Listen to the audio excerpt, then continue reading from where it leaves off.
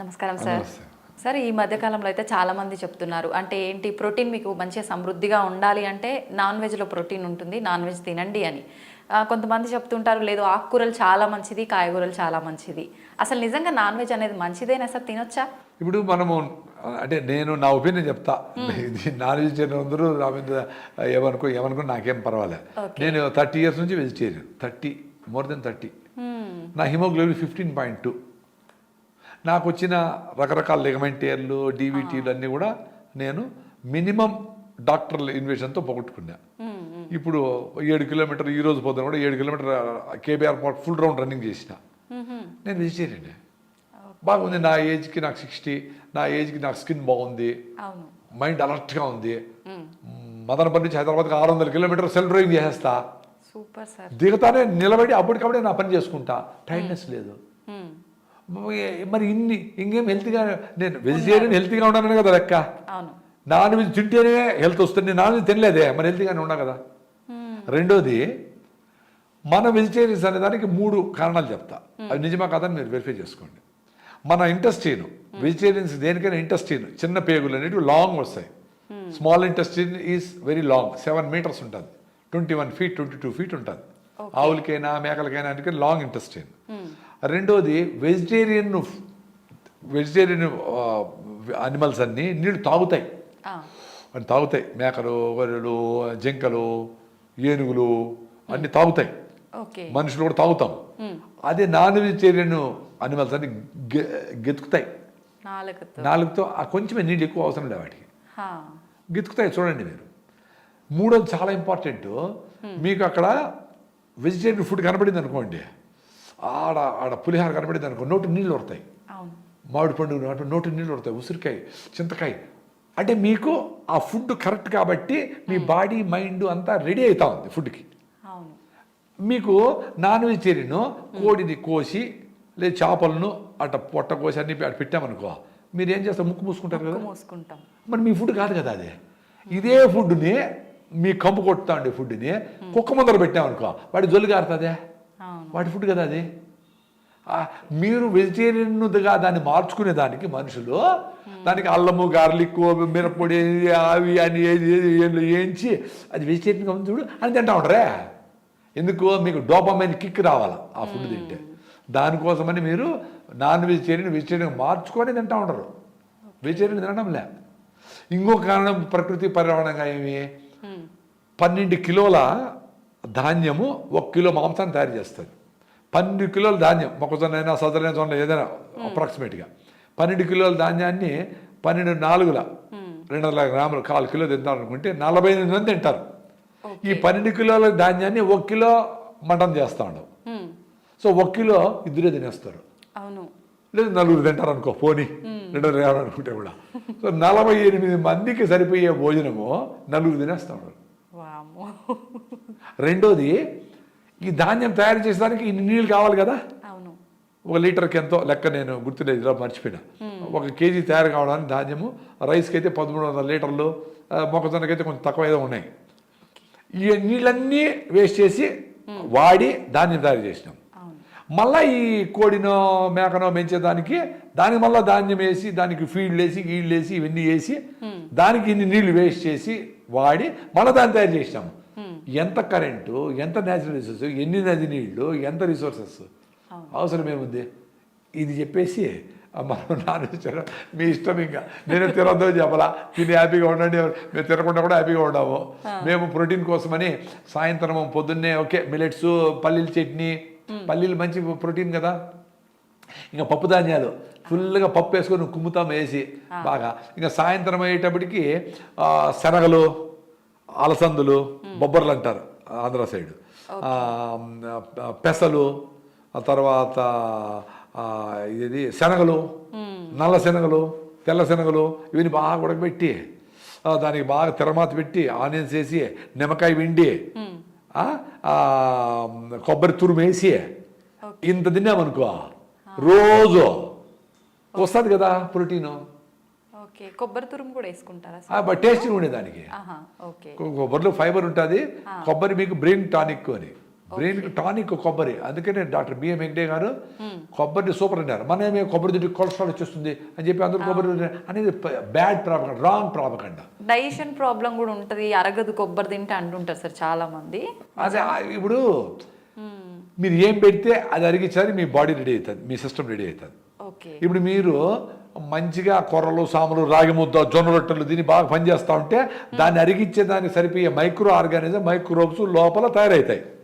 మీరు స్టైల్గా లోపలికి ఏదైనా బుడుక్కని లోపల బయట వేసారనుకో, బుడుక్కని బయట వచ్చేదానికి ఏమేమి చేస్తా ఆ వ్యవస్థ రెడీ అయి ఉంటుంది.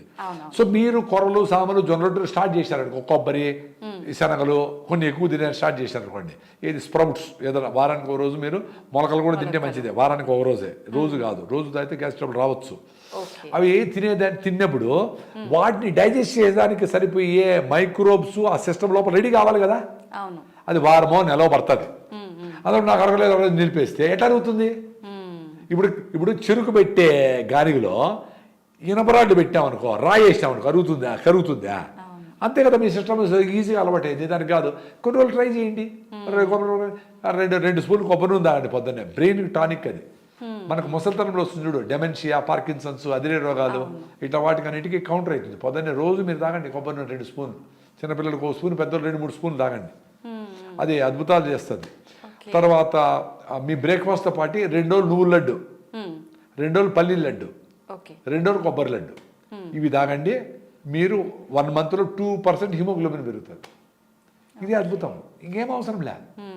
మీరు లడ్డు చేసే టైం లేకపోతే మీ బ్రేక్ఫాస్ట్ టేబుల్ మీదనే ఒక గ్లాస్ బాటిల్లో నువ్వులు కొద్దిగా వేస్తే టేస్ట్గా ఉంటాయి, ఫ్లేవర్ బాగుంటుంది.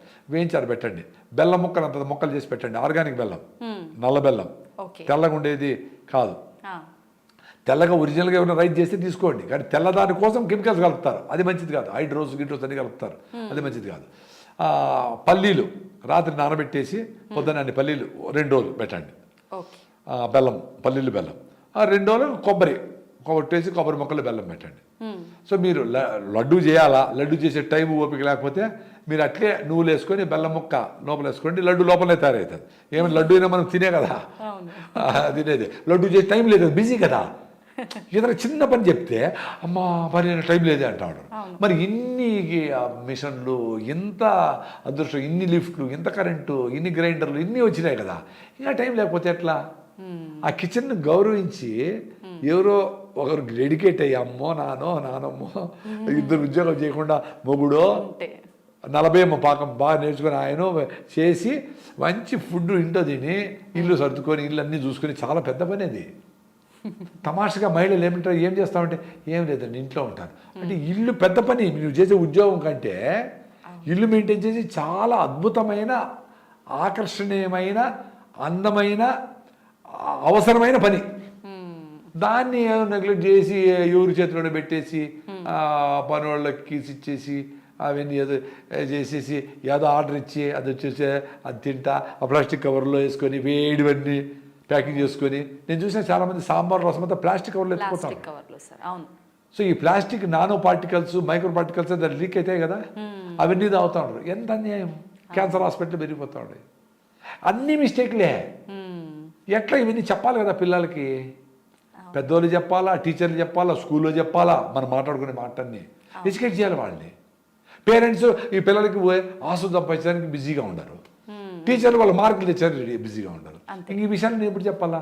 ఇప్పుడు సెంట్రల్ గవర్నమెంట్ రీసెంట్గా స్కీమ్లో ఈ విషయాలన్నీ, ఎన్విరాన్మెంటల్ ఇష్యూస్, వ్యవసాయము, పని, పాడి పంట, అట్లా చదువు, సంధ్య అన్నీ, అంటే పనులతో పాటు చదువు కూడా ఉండాలా అనేది ఇప్పుడు రీసెంట్గా ఈ ఎడ్యుకేషన్ పాలసీలో వచ్చినట్లుంది. అందుకనే మా పొలం దగ్గర కూడా పిల్లల్ని పిలుచుకొచ్చి కంపల్సరీగా ఫోటోలు తీసుకొని వచ్చినాము, చేస్తా ఉన్నాము, వరి నాటారు, ఏదో కొన్ని చిన్న పనులు చేయించాలని కూడా చేస్తూ ఉన్నాము. నిజంగా ఎంత చేంజ్ అయిపోయింది సార్. ఒకప్పటి కాలంలో అయితే తల్లి తండ్రి వ్యవసాయం చేస్తే పిల్లలు స్కూల్ నుంచి రాగానే వెళ్ళటం, చూసుకోవడం, న్యాచురల్గా ఇన్వాల్వ్ అయ్యేవాళ్ళు. ఏదో ఒకటి మోసుకొని మేము టమాటా బాక్సులు మోసేవాళ్ళం, అన్నీ చేసేవాళ్ళము.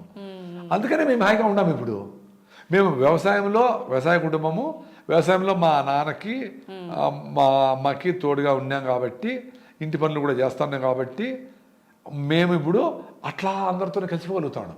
అసలు వ్యవసాయ విధానాలలో ఆ జాయింట్ ఫ్యామిలీస్ అనేదే పెద్ద సైన్సు. సో ఇవి వీటిలో కలిసి బతుకుతా ఉన్నాం కాబట్టి మాకెవరు సపరేట్గా పర్సనాలిటీ డెవలప్మెంట్ ఏం అవసరం లే. పర్సనాలిటీ డెవలప్ అయిన వాళ్ళతోనే కలిసి ఉన్నాం కాబట్టి ఆటోమేటిక్గా వచ్చింది మాకు. పోయింది. అవును. సో నాకు ఎవరు కొత్త పాత ఎవరు ఏం లే. ఏదో బస్సులో పోతా అంటే వాడికి ఏదో సమస్య నేనే ఎందుకు గుంతు రాగుంది థైరాయిడ్ ఏదో చెప్తా ఉంటా, మాట్లాడుతూ ఉంటా. మా పిల్లల ముందర ఏంది కొత్త వాళ్ళతో అంతా మాట్లాడుతుండవే, మాట్లాడేస్తావే అన్నాడు. కొత్త వాళ్ళతోనే కదా మాట్లాడాలా, వాడు దిగి వెళ్ళిపోతే వాడికి కూడా చెప్పేది. పాత వాళ్ళు ఎప్పుడైనా మాట్లాడవచ్చు చెప్తాను నేను. ఇప్పుడు అడగలే, ఇప్పుడు జనాలు అందరూ అలవాటు అయిపోయింది, ఇప్పుడు అడగరు ఎవరు. సో మనము కుటుంబం అనేది పెద్దది చేయాల. మీ భార్య బిడ్డలు పెంచేసి ప్రపంచమంతా నాదే చీమనోడు తొక్కకుండా పోవాలా అనుకున్నామనుకో, మీ భార్య భర్తను ఇంకా బాగా ప్రేమించవచ్చు. ఇంత ప్రేమ ప్రపంచాన్ని ప్రేమించేప్పుడు ఇన్ని టన్నులు ప్రేమ ఉంటే మీ భార్య బిడ్డ ప్రేమించేది పెద్ద పనే, చాలా ఈజీ కదా.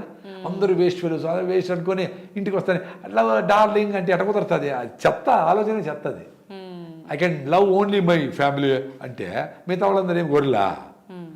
రిలేటివ్స్ ఏదైనా కష్టం వచ్చింది అనుకో, నాకు ఎవరు రాలేదు నడుస్తూ ఉంటాడు. ఎవరైనా కష్టం వచ్చి నువ్వు పోయినావా లేదు, మరి ఎట్లా ఎక్స్పెక్ట్ చేస్తావమ్మా? రాంగ్, ఈ సైకాలజీ రాంగ్. మా ఇంట్లో మేము చిన్నప్పుడు మా అమ్మ ఎవరైనా గెస్ట్ వచ్చారు అనుకో, ఎవరు ఏమైనా కూడా అది వన్కి వచ్చింటే వాళ్ళు మాట్లాడే తీరును బట్టే 70 వేడి నీళ్ళు ఉంటాయి, అన్నం చేసి ఏదో చేసి పత్రం చేసి ఏదో దంచేసి ఏదో చేసి నూరేసి అన్న రెడీ ఉంది పోయి రానివాడు. మీరు ఉండారా, మీరు తింటారా, వచ్చినారా, మీరు తినేసి వచ్చింటారులే అన్న ఈ మాట నేను లేవు. మీరు తింటా అంటే వంట చేస్తా, మీరు తింటారంటే వంట చేస్తా, ఏందిరా ఆయన ఏదో ఉన్నది మీరు తినే వచ్చినామా, అయినా కొంచెం తినేసిపోతానండి, భోజనం వచ్చాము కొంచెం వేస్ట్ అయిపోతుంది తింటున్నాండి, ఇట్లా వర్డ్స్ వాడేవాళ్ళు. ఇప్పుడు ఏమంటే యూనిట్గానే పోవాలంటే ఎంతమంది వస్తామో, ఎప్పుడు వస్తామో, దేంట్లో వస్తామో, వెజ్జా నాన్ వెజ్జా, పిల్లలు వస్తూ ఉండరా, ఇన్ని చేస్తే పిల్లలు వస్తారని తెలిస్తే మమ్మల్ని ఎత్తిపెట్టి లోపల పెట్టేస్తారు. ఎందుకు వాళ్ళు ఎరగొట్టేస్తారని వాళ్ళు పైన ఎక్కువ కాళ్ళు పైన పెట్టుకోలేరు. కానీ ఒరేనైనా అన్నింటి ప్లాస్టిక్ కవర్లు వేసుకొని మీరు ప్లాస్టిక్ కవర్ కూడా సావండి. పెద్ద పెద్ద వాళ్ళందరూ పిల్లలు వస్తే ఆరోగ్యంగా ఉంటారు, రొచ్చు పోస్తే పోతే తుడుచుకోండి, ఏమవుతుంది? ఎంత పిలిచేది ఎందుకు, వాళ్ళు వచ్చిన టెన్షన్ పడేది ఎందుకు? అందుకే ఎవరు పిలవడంలే, ఎవరు ఇంటికి పిలవడం. Okay will have a get together ఎక్కడ అంటే సరోవర్ హోటల్ ఆడేది. ఇంటికి వస్తే పని ఎక్కువ గెలీజ్ అయిపోతుంది, మళ్ళీ క్లీన్ చేసుకోవాలని. అరే నీ ఇల్లు అందరి ఇల్లు, మన ఇల్లే అనేవాళ్ళు, నా ఇల్లునే.